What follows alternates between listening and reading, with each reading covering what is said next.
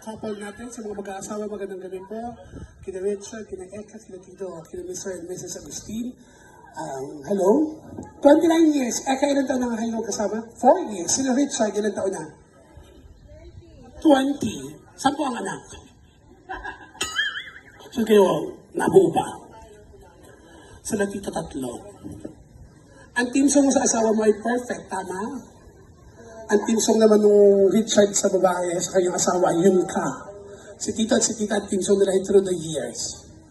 29 years. Pero parang mali kasi. Ang team song kasi ng mga mag-aasawa ay depende sa tagal ng taon ng relasyon. Nagigits mo, Eka. 4 years kayo.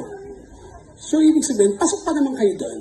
Ang team song kasi ng mag-asawa, so 1 year to 4 years, ang team song ng mag-asawa dyan ay araw-gabi. Araw-gabi. Hindi yan. Hindi yung DJ. Yung araw-gabi, si Mrs. walang pante, titirahin kasi ngayong gabi. Pero, pag umabot ang kasal ng 5 years to 10 years, iba na rin ang team song dyan. Ang kanta ng babae, may sarili ng kantang babae. Ang kanta ng babae dyan, paminsan-minsan. Bakit paminsan-minsan? Paminsan-minsan kung magalaw. Pero ang kanta ng lalaki, just once. Kinsenas katapusan. Pero pag umabot, alam mo, si Richard at si ate, 11 years to 20 years, iba na ang team song. May bata ng inaalagaan, nagtatrabaho ang lalaki o ang babae nagtatrabaho. Ang team song ng babae, sometimes when we touch. Ang kanta ng lalaki, dala ang cellphone, pumasok sa banyo, nanonood ng Viva Max all by myself. Pero, pag ang kasal naman ay inabot na ng, let's say, 21 to 30 years, katulad nila Tito at Tita, ang kanta niyo pong mag-asawa, ang kanta ng babae, kung maibabalik ko lang. Ang kanta ng lalaki, maalaala mo kaya. Yung tipong gusto nang magkwento ni Kuya kay Charo Santos. Pero pag umabot ang kasal ng 31 to 40 years, iba na rin yan. Ang kanta ng babae, iba na. Paalam na.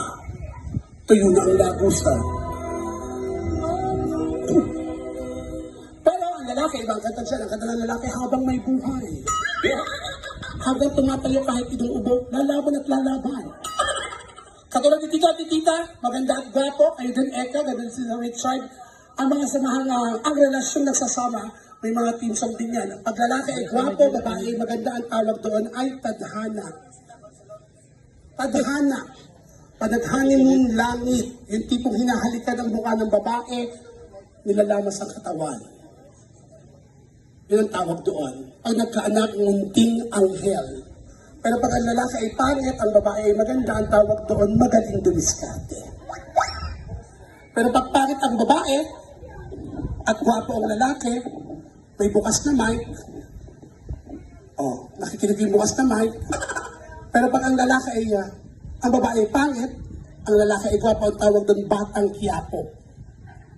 Gayuma. Pero pag pangit sa pangit, ang tawag doon, sukob ang kasal. At ang hangin mong delubyo, pag nagkaanak, demonyo. Marami na rin nauuso ngayon, lalaki sa lalaki. Alam mo yan, ang tawag sa lalaki ay kapwa ko, mahal ko, hindi. Kapwa ko, ut-ut ko.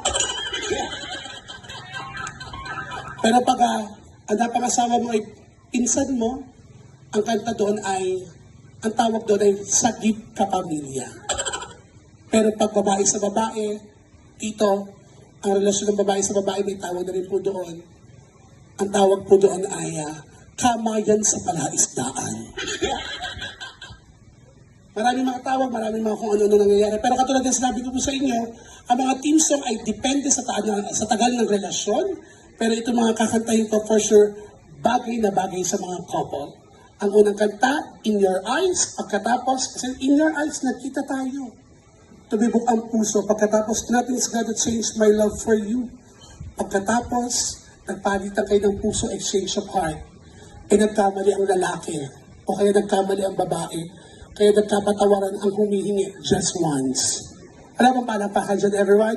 Here's a song.